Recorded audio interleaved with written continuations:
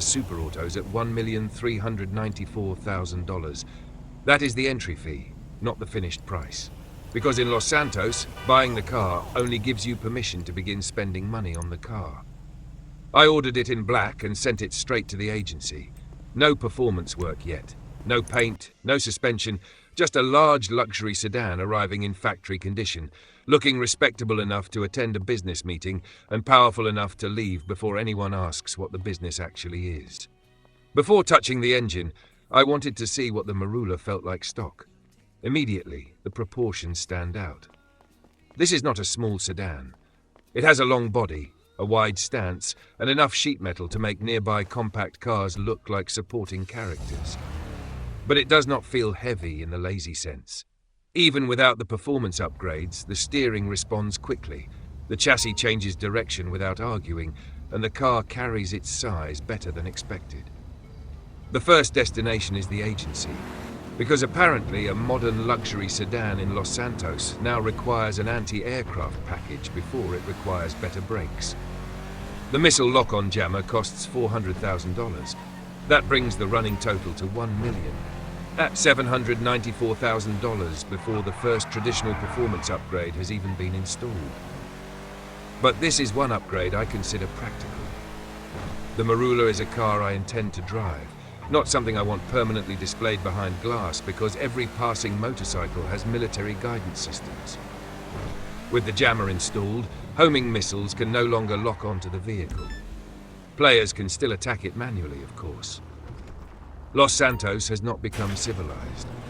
We have merely removed one convenience from the customer experience. The GHOST plate goes on next, free of charge.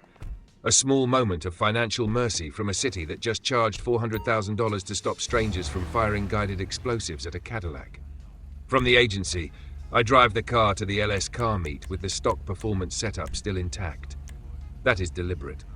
Every time I upgrade a compatible vehicle here, the money spent contributes toward my car meet reputation. I do not have to spend the evening driving in circles or entering races I did not come here to run. The build itself produces reputation progress while I am already doing something useful. Los Santos finally created a rewards program where the central activity is spending $2 million. I arrive with a black factory sedan, silver wheels, red brake calipers, and a shape that already looks properly aggressive without needing a collection of unnecessary attachments. The Merula is clearly inspired by the modern Cadillac CT5 Vi Blackwing. The real Blackwing combines four-door luxury with a hand-built 6.2-litre supercharged V8, producing 668 horsepower and 659 pound-feet of torque, available with either a 6-speed manual or a 10-speed automatic. It is essentially a luxury executive sedan that somebody quietly prepared for hostile negotiations. That same contradiction is what makes the Merula interesting. It is not trying to look like a lightweight exotic. It looks substantial, formal, expensive. Then it moves like it has somewhere urgent to be. The build begins with 100% armor for $50,000. We are now at $1,844,000. Race brakes add another $35,000, bringing the total to $1,879,000. On a car this quick, braking is not the area where I intend to practice financial restraint. Acceleration receives all the attention until the first corner arrives. Then suddenly, everybody becomes interested in brake technology. For the front, I choose the trim race splitter at $15,100. It gives the Merula a lower and more planted face without turning the front bumper into a snowplow. The car already has a large grille and strong vertical lighting. It does not need 12 additional blades announcing that aerodynamic research has occurred. The trim racing diffuser goes on the rear for $14,900. That balances the front splitter and gives the rear bumper more structure around the exhaust outlets. The goal is to build a Cadillac performance sedan, not attach every object in the catalogue until the vehicle develops its own postal code. At this stage, the total reaches $1,909,000. EMS Level 4 costs $33,500, pushing the investment to $1,942,500. Now the engine begins matching the body. The stock car was already responsive. With the engine tuning installed, the Merula starts becoming the vehicle its styling promised from the beginning. For the exhaust, I choose the simple oval outlets for $750.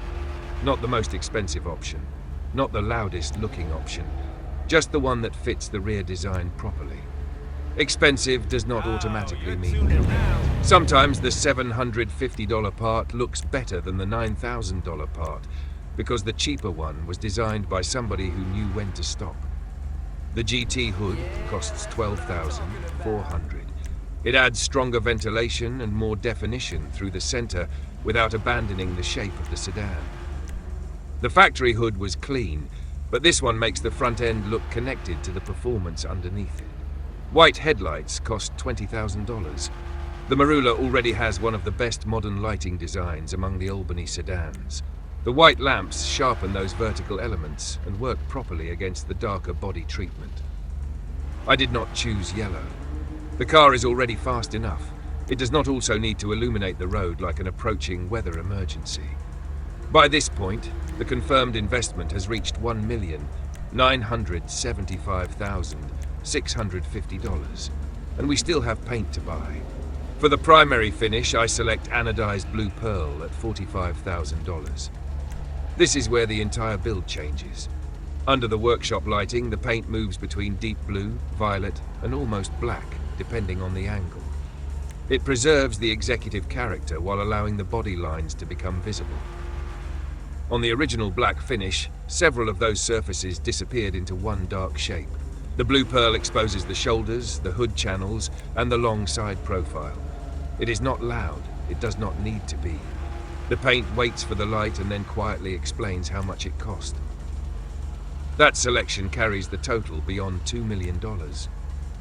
The racing blue secondary color adds another $2,250 and reinforces the deeper blue sections without breaking the body into separate visual pieces. Bluish silver is used for the interior trim. It costs only about $400, but it lightens the cabin and complements the exterior without filling the interior with the same blue treatment. There is a point where coordination becomes evidence.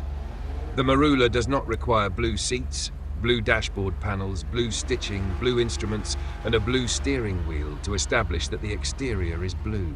The trim GT skirts cost $18,300. They continue the lower line from the front splitter toward the rear diffuser and help the long body look lower and tighter. Because this sedan has considerable length, the side treatment matters. Without it, the middle of the car can appear visually heavier than the front and rear. The skirts correct that, without making the doors look trapped between scaffolding. For the spoiler, I choose the aftermarket spoiler at $7,050.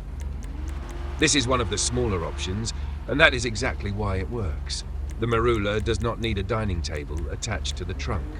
The car already has presence. A restrained spoiler adds traction and completes the profile without making the vehicle look like it is applying for a different class. Competition suspension costs $4,400 and lowers the body over the wheels. Now the stance settles. The long wheelbase, the lower ride height, and the aero pieces begin working together visually. It looks less like a standard luxury sedan with modifications and more like a factory performance model that Albany should have sold this way from the beginning. The confirmed cost visible through this build is at least $2,053,050. That includes the car, the jammer, and the documented upgrades. The original price was $1,394,000. The confirmed modifications added another $659,050. That is the lesson hidden inside every vehicle purchase screen. You are not buying a $1.3 million car. You are buying the opportunity to build a $2 million car. And that number can continue climbing very quickly once wheels, transmission work, turbo tuning, tires, cosmetic experiments, and the inevitable decision to repaint everything for the third time enter the conversation. Early player reactions to the Merula have focused on three things. Many players love the exterior and consider it one of the strongest vehicles from the update. Others think it overlaps too closely with the older Albany V.S.T.A, while some prefer the V.S.T.A's interior. Players are also testing the Merula against the D.S.E.A and Buffalo STX because its straight-line performance has been stronger than many expected. Visually, I understand the D.S.E.A comparison. They are both modern Albany performance sedans, and both come from the Cadillac side of the GTA design language. But on the road, this Merula establishes its own character. Once the modifications are finished and I pull away from the car meet, the first thing I notice is how firmly the car holds its line. The steering is direct, the acceleration arrives immediately, and despite the length of the body, the rear does not spend every corner attempting to introduce itself to the front. It can step outward if the throttle is applied carelessly, but it does not feel unstable. There is a difference between a car that rotates and a car that has lost interest in the direction you selected. The Merula rotates, then it settles. It took a couple of corners to understand how quickly the weight transfers, but once that rhythm became clear, the car started moving like something much smaller. That is the surprise. From outside, it looks like a large executive sedan. From behind the wheel, it behaves more like a compact performance car that happens to have 4 doors and enough rear seating for people who probably should not know where we are going. The length actually helps at speed. The car feels planted on broader roads, stable through sweeping turns, and confident under acceleration. It does not become nervous when the roadway opens up. It tracks forward with the kind of composure I expect from the real Blackwing idea. Luxury dimensions, serious power, and a chassis designed to keep the two from filing separate paperwork. And this is without an HSW conversion. There is no special high-speed upgrade carrying the performance here. This is the standard Merula with the regular performance package, and it already moves. The sound matches it. There is enough depth in the exhaust note to communicate power without making the car sound like an industrial accident occurring beneath the trunk. Traffic remains the primary handling problem. Not because the Merula cannot avoid it, but because the vehicle is wide enough that every lane change requires accounting for the full population of Los Santos. The car handles like something small. The physical body has not received that information. Once that size becomes familiar, the Merula is remarkably easy to place. It changes lanes cleanly, holds long curves, and carries speed without constant correction. The brakes control the weight properly, and the competition suspension limits the floating sensation that larger sedans sometimes develop.